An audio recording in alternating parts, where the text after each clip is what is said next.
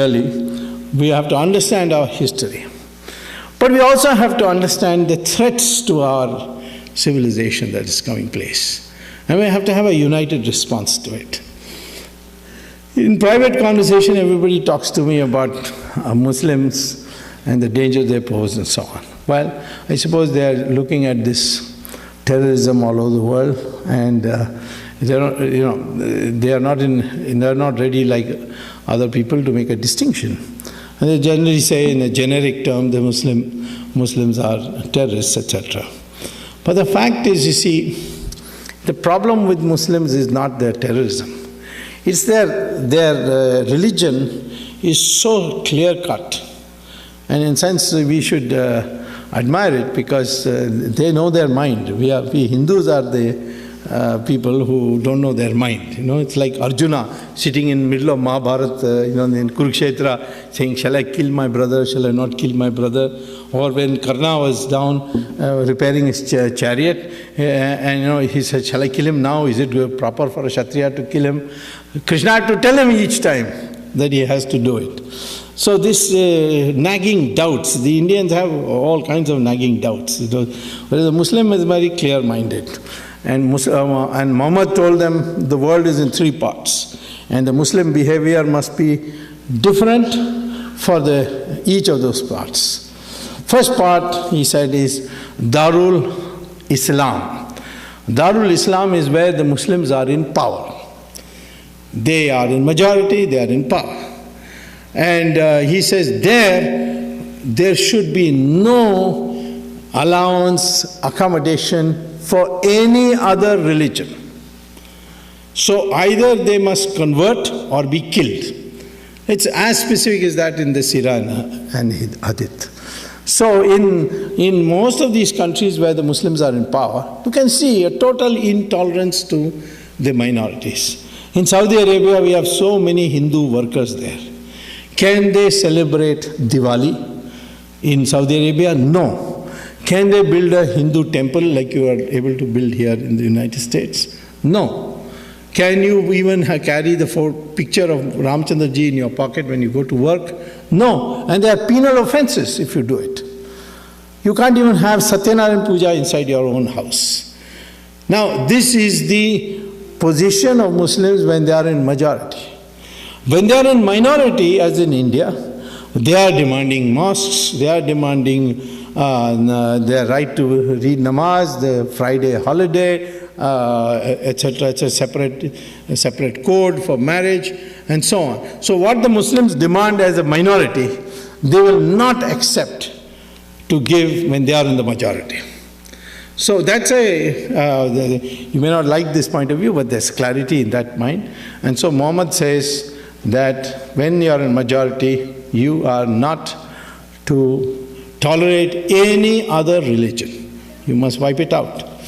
Second is that where the Muslims are not in majority, there Muhammad divided the world into two parts.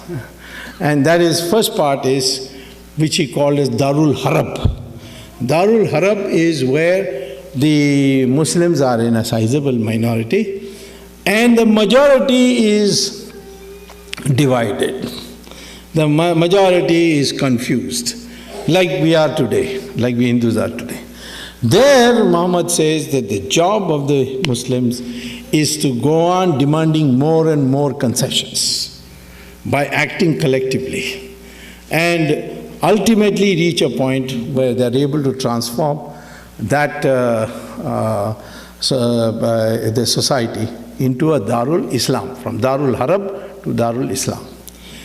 So when you look at the laboratory experimentation of this, of selecting, looking for evidence, you see this very clearly. Take Kashmir. Kashmir is, the valley at least is a majority Muslim area. See what has happened to the minorities there. 500,000 Kashmiri Pandits have been driven out. All the temples have been destroyed to the extent that they can, where it's not protected by central police. And Hindus have hardly any rights. They are discriminated against, they are threatened. In Pakistan, it's very difficult to remain a Muslim. There are a few Muslims there, maybe a few Hindus, or like about 50,000 or so. Some say 500,000, but I don't know. But those who come from there tell horrible stories of what happens to them. In Bangladesh, in 1947, there were 32% of the population were Hindus. Today it's only 7%. Nobody talks about it. You see, they talk about Gujarat every day, but they will not talk about what's happening in Bangladesh. And it's not only states and countries. Even districts you will see this. If you go to, say, Mau in Uttar Pradesh, you can see it. Even why you go to Kerala, in Malappuram, the Hindus are living there in utter fear. And they invited me recently to address a meeting, and I did go. And there I found that even though there's no such provision for such a law, and it's illegal to advocate it, Muslims have laid down a rule there that if any Hindu wants to sell a property in Malappuram, he has to sell it to another Muslim. So this is, you can see in a district. Even smaller you go down to Tamil Nadu. Total population of Muslims in Tamil Nadu is 5%. In one area near Vellore, it's called Mel Visharam, there is a town panchayat. In the town panchayat, there is 75% Muslim. And the local body's election, they come to power in the administration of that town panchayat. And they will not give any amenities of the town panchayat to these Hindu areas until they agree to convert. So they make it a condition. You convert, we'll give it to you. Otherwise, we'll not give you. I went there and I saw myself what was happening. So I went to the court and got a court order. And now, of course, the matter is rectified. But I can't do this on a micro basis. I did it as an example, but this is what's happening. This is the mindset of the Muslim. And finally, Muhammad says, if you are in a minority and the majority is united, then Muhammad says, surrender and don't argue with the minority. And that's what we see in countries where the majority is united. Australia, one day, Imam said that, I can't, it's intolerable to have a uniform civil code with the Christians in Australia. We need our own Sharia. And I appealed to the Prime Minister to give us Sharia. So Prime Minister was a lady, the next day said, if you want Sharia, my recommendation to you is to go and find another country, because in Australia, we are not going to give you a separate code. You will have only a uniform civil code. Now, immediately the following day, all the Muslim organizations passed a resolution saying that this Imam is an idiot or is an imbecile, he doesn't represent us. We are very happy with uniform civil code. So in Australia, the Muslims will accept uniform civil code, but not in India. And this, in the United States also, you can't have a separate, although there are heavy efforts going on. So where the majority is united, the Muslim population is advised by Sirah and Hadith to cooperate, collaborate, capitulate to the majority.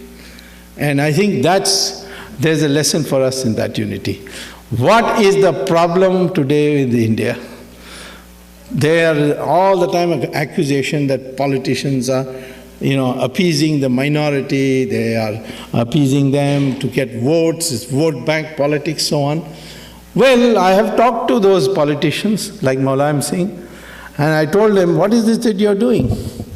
So he said, well, I can't get elected unless the Muslims vote for me. Because the Hindus will only vote, only Yadavas will vote for me. Others will not vote for me. So therefore I have to appease them. And the day the Hindus vote as one block, that day I will put on a tikka and say, Jai Shri Ram, and come out of my house. Because I am interested in getting vote, and this is the way to get it. And I am telling you today that all this appeasement talk that people are condemning, I see people condemning politicians for that. I am telling you that the day the Hindus will unite, all these politicians will change around. And they will start talking in terms of Hindus and what should be done for them. We are 80% or 80 plus, even today. And if of this half the population decides to vote for a party which stands for Hindus, that party will get more than majority of the seats. Majority is 272, but according to my calculation, you'll get 320 seats in the 544-member House of Parliament. So how is the Muslim responsible for our plight?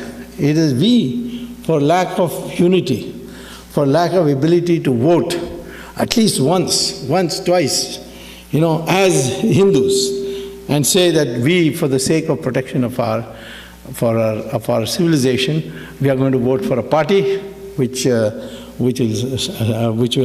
work for our interests.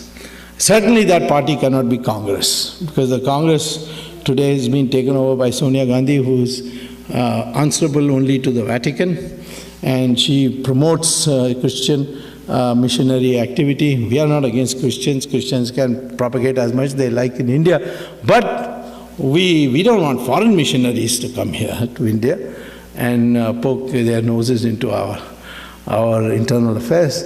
But she abets them, she brings them, so obviously voting for them is useless. The only grouping which can possibly work for Hindu interests would be the NDA, and there, of course, I'm hard at work.